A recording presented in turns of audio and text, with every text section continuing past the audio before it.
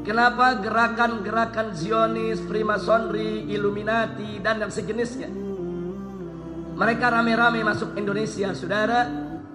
Tadi sudah saya sampaikan tujuannya adalah untuk menaklukkan Indonesia agar bisa melayani kemauan Zionis internasional. Pertanyaannya, kenapa harus Indonesia yang ditarget saat ini, saudara? Sebab Indonesia memiliki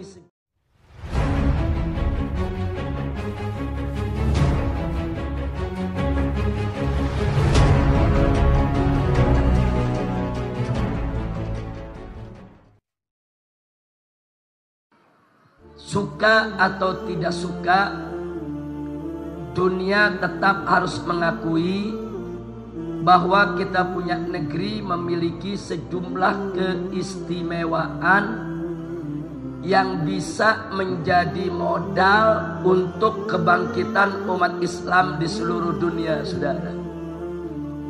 Yang oleh karenanya jangan kaget kalau gerakan-gerakan Zionis internasional, baik yang digerakkan oleh kaum Freemasonry ataupun Illuminati, saudara, menjadikan Indonesia sebagai salah satu target penting untuk mereka taklukkan.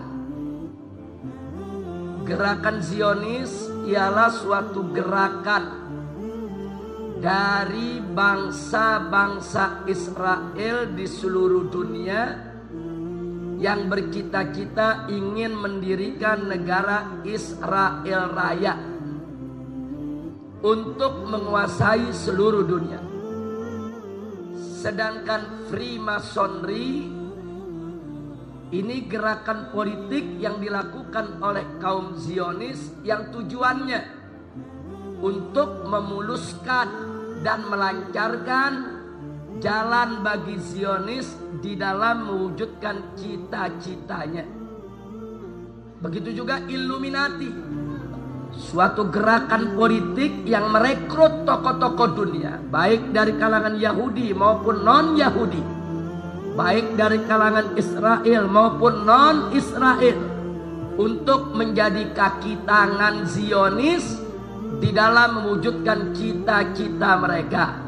Makanya jangan kaget, gerakan Freemasonry dan Illuminati sudah ada di Indonesia sejak zaman penjajahan Belanda, karena Belanda yang membawa saudara Freemasonry ke negeri ini. Dulu disebut tarekat Mason. Jadi kalau Anda dengar tarekat Mason, saudara, itu tidak lain dan tidak bukan adalah gerakan Freemasonry. Nah, dulu yang banyak ikut, saudara, ini tokoh-tokoh keraton di Jawa Tengah, saudara. Bahkan ada juga tokoh-tokoh liberal di zaman pemerintahan Hindia Belanda yang memang setuju dengan prinsip-prinsip sekuler. Dan jangan kaget, kalau di zaman sekarang ini banyak kalangan pejabat dan selebritis, sadar atau tidak sadar, saudara, masuk ke dalam organisasi-organisasi yang dikelola oleh Freemasonry dan Illuminati, seperti Rotary Club, Lion Club. Pejabat kita banyak yang menjadi anggotanya, saudara, baik pejabat di pusat maupun di daerah. Kalau pertanyaannya kenapa mereka tertarik untuk menjadi anggota Rotary Club, Lion Club, dan lain sebagainya, sebab di sana dijanjikan berbagai macam fasilitas, berbagai macam kemudahan, berbagai macam diskon, saudara, mana saat mereka melakukan travel keliling dunia. Siapa yang menjadi anggota Rotary Club, siapa menjadi anggota Lion Club, kalau mereka keliling dunia, saudara, bayar hotel bisa separuh harga, bayar tiket pesawat bisa separuh harga, belanja di mal-mal bisa separuh harga, saudara, mendapatkan kredit dari bank-bank untuk usaha juga dimudahkan, dan seterusnya dan seterusnya.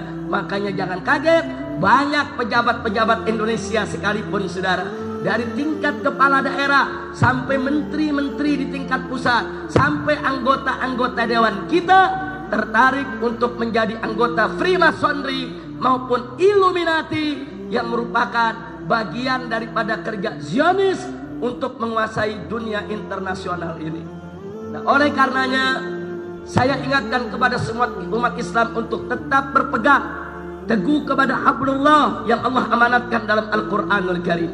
Wallahu subhanahu wa ta'ala qala wa'tasimu bihablillahi jami'a wa la tafarraqu.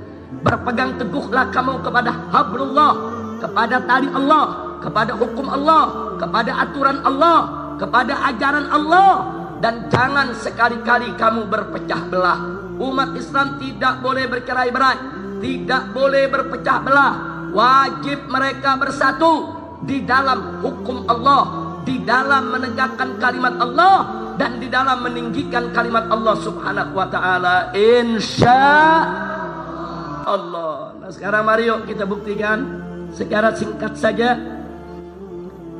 kenapa gerakan-gerakan Zionis, Freemasonry, Illuminati, dan yang sejenisnya mereka rame-rame masuk Indonesia. Saudara, tadi sudah saya sampaikan tujuannya adalah untuk menaklukkan Indonesia agar bisa melayani kemauan Zionis internasional.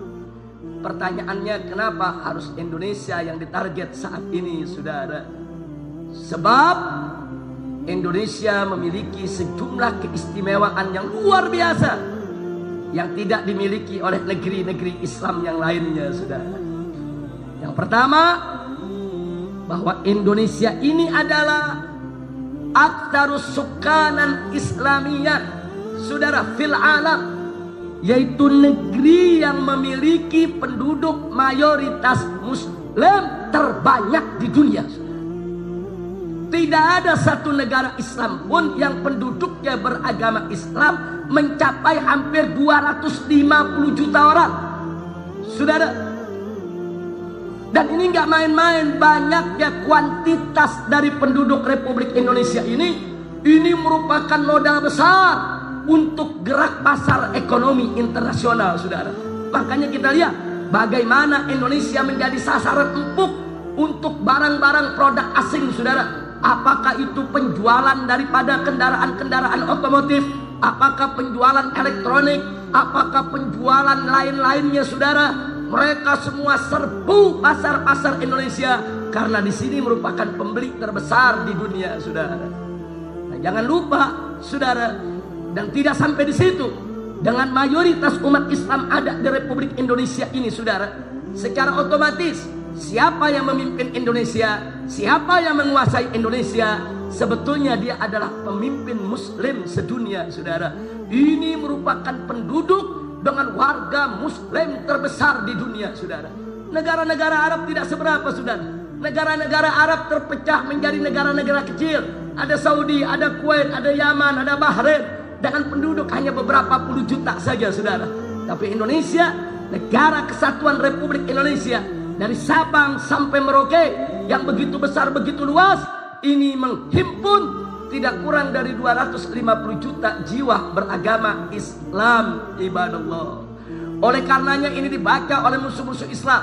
Dengan Indonesia menjadi negara berpenduduk Muslim mayoritas sedunia, berarti Indonesia punya potensi, saudara, menjadi pusat kebangkitan Islam di dunia ini, saudara. Maka itu, saudara, musuh-musuh Allah, musuh-musuh Islam tidak suka dengan potensi yang dimiliki oleh Indonesia ini, saudara. Lalu apa yang mereka lakukan? Mereka lakukan berbagai macam upaya.